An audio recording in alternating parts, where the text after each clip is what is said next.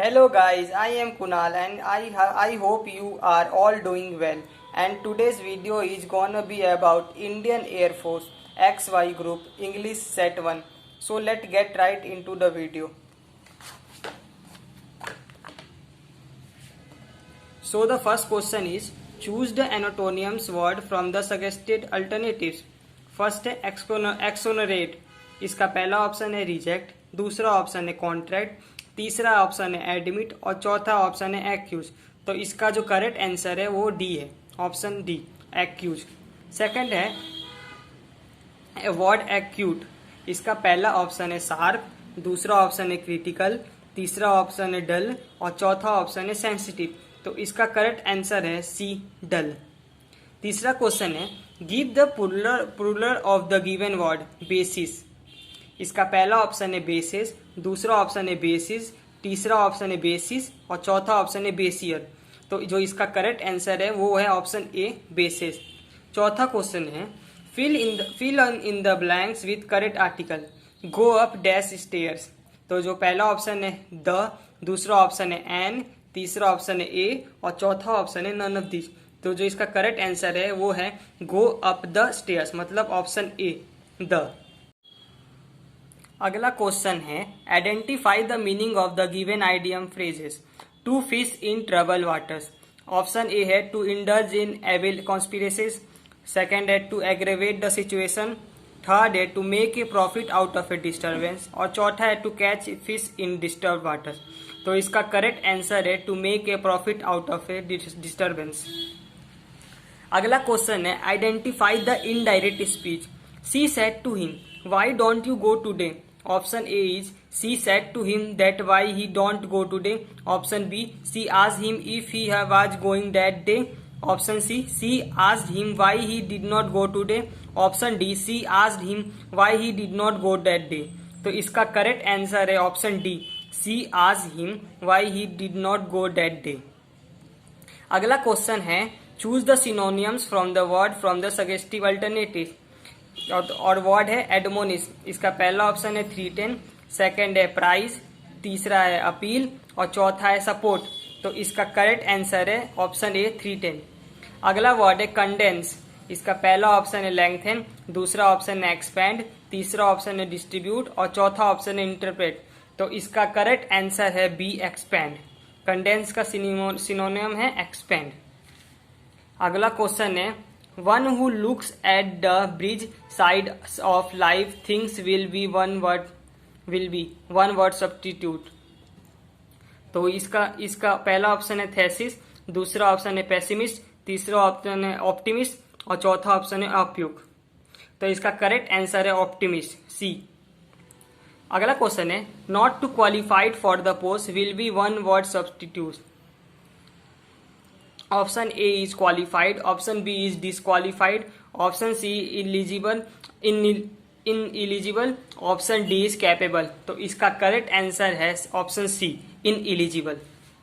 अगला है choose the correctly spelled word. तो इसमें हमें करेक्ट स्पेल्ड वर्ड को चूज करना है। क्वेश्चन 11 पहला वर्ड है HUMROUS, ऑप्शन ए, दूसरा है B HUMORUS, option C is HUMOROUS, option D HOMOROUS। तो जो इसका करेक्ट आंसर है वो है सी HUMOROUS। अगला वर्ड है कमीशन और इसका करेक्ट स्पेलिंग होगा ऑप्शन ए COMMISSION।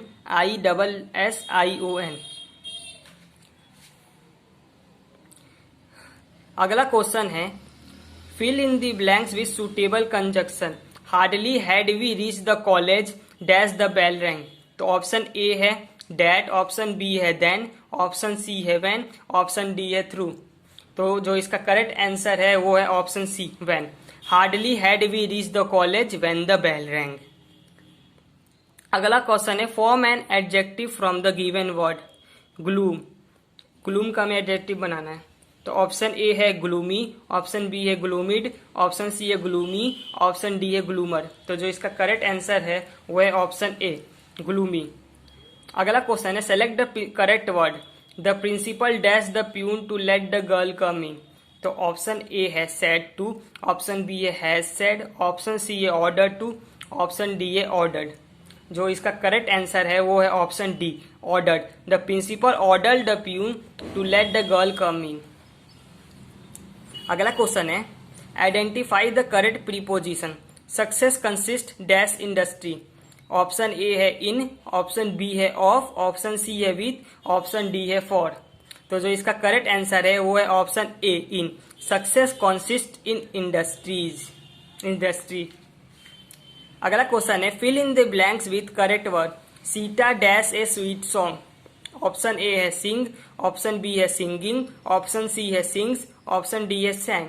तो इसका करेक्ट आंसर है Sita C sings a sweet song, मतलब option C, Sita sings a sweet song. Next,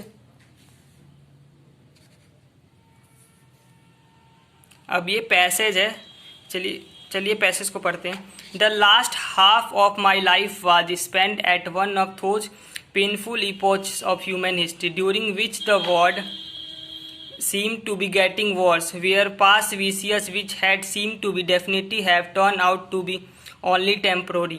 When I was young, Victorian optimist was taken for granted. It was thought that freedom and prosperity would spread gradually throughout the world through an orderly process, and it was hoped that cruelty, tyranny, and injustice would continue to diminish. Hardly anyone was haunted by the fear of great wars. Hardly anyone through of the 19th century as a brief interlude between past and future barbarism. The question are the victories of the past. Option A brought permanent peace and prosperity. Option B ended cruelty, tyranny and injustice. Option C proved to be temporary events. Option D filled man with a sense of pessimism. तो इसका correct answer है option D, field man with a pessimism. The word definitive use in the passage been option A defined, option B final, option C temporary, option D incomplete. तो जो इसका correct answer है वो है option B final. Question number 20, during the Victorian age people believe that. Option A strife would increase, option B that would be unlimited freedom, option C wars would be fought on a bigger scale, option D peace would prevail and happiness would engulf the whole world. तो इसका correct answer है option D, peace would prevail and happiness would engulf the whole world. तो चलिए आज के English paper set को यहीं ख़त्म करते हैं।